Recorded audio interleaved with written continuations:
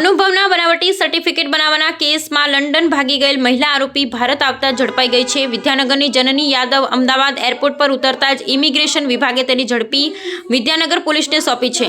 વર્ષ 2023માં જનની યાદવ વિરુદ્ધ તેના જ કોમ્પ્યુટર સેન્ટરના પાર્ટનર પ્રણવ પટેલે નોંધાવી હતી ફરિયાદ। નાઇસ કોમ્પ્યુટર એજ્યુકેશનના નામે અનુભવના બનાવી સર્ટિફિકેટનું મોટી રકમ લઈ અને વેપલો કરતી હતી જનની યાદવ। મોટી રકમ લઈ વિઝા અને નોકરીના કામે અનુભવના બનાવટી સર્ટિફિકેટ આપતી હતી જનની યાદવ। તેમની કંપનીમાં અભ્યાસ ન કર્યો હોય, નોકરી પણ ન કરી હોય તેવા લોકોને જનની યાદવ બનાવી આપ્યા હતા બોગસ અનુભવના સર્ટિફિકેટ। જોકે ફરિયાદ નોંધતા જ જનની યાદવ લંડન ભાગી ગઈ હતી।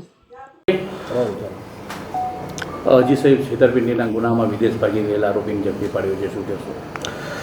સને 2023ના વર્ષમાં પ્રણવભાઈ પ્રવીણભાઈ પટેલ રહેવાસી મોગરી તાલુકો જિલ્લો આણંદ નાઓએ વિદ્યાનગર પોલીસ સ્ટેશનમાં આવી પોતાની ફરિયાદ હકીકત જાહેર કરેલ કે આ અગાઉ તેમની કંપનીમાં કામ કરતા કર્મચારી જનની થંબીદુરા યાદવ રહેવાસી અમદાવાદ અને હાલ રહેવાસી આણંદ તથા લંડન નાઓએ તેમની કંપનીના ખોટા જીએસટી નંબરનો ઉપયોગ કરી, તેમના મોબાઈલનો ઉપયોગ કરી, મોબાઈલ નંબરનો ઉપયોગ કરી તેની કંપનીમાં જે વ્યક્તિઓ ફરજ બજાવતા નથી તેઓના ખોટા સર્ટિફિકેટ મેળવી અને આ સર્ટિફિકેટના આધારે તે વ્યક્તિઓ વિદેશ જતા રહેલા છે અને સરકારશ્રીને નુકસાન પહોંચાડેલ છે તે બાબતે કાયદેસરની કાર્યવાહી કરવા માટે ફરિયાદ આપતા આ બાબતે વિદ્યાનગર પોલીસ સ્ટેશનમાં ગુનો રજીસ્ટર કરવામાં આવેલો।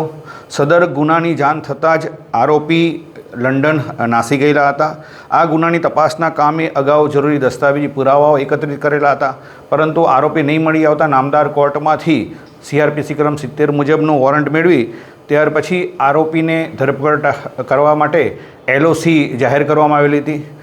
આ LOCના આધારે તારીખ 12/5/2025ના રોજ આરોપી જનની થંબીદુરા યાદવ લંડનથી અમદાવાદ આવતા ઇમિગ્રેશન વિભાગે તેને આ LOCના આધારે પકડેલ અને વિદ્યાનગર પોલીસ સ્ટેશનમાં જાણ કરતાં વિદ્યાનગર પોલીસ દ્વારા તેનો કબજો મેળવી સદર ગુનાના કામે અટક કરવામાં આવેલા છે।